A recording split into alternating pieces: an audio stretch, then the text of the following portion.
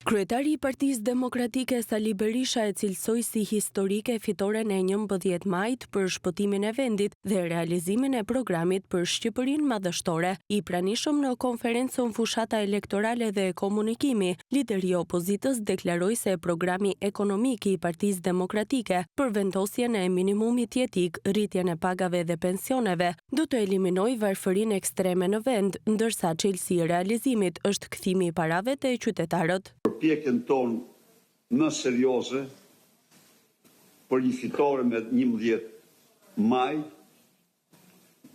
fitore e cila ka rëndësi historike, ne vim në këtë fushat në të vendosur se kur për të shpëtuar Shqipërinë nga diktatura e dytë në 34 vite.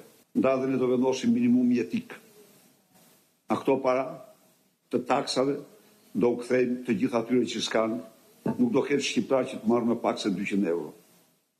Do rriten pensionet, do vendoset rroga minimale 500 euro, do rritet rroga mesatare në 1200 euro, Shqipëria madhështore është made in Albania.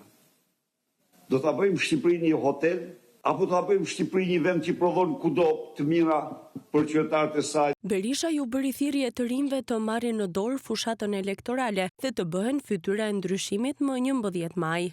Në këtë ekip, ai që është i pazëvendësueshëm është i riu.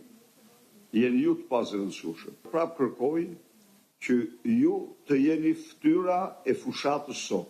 Funksionimi juaj pranë kandidatëve krijon përshtypjen shumë të rëndësishme në zonë se ju e keni marrë në dorë këtë fushat.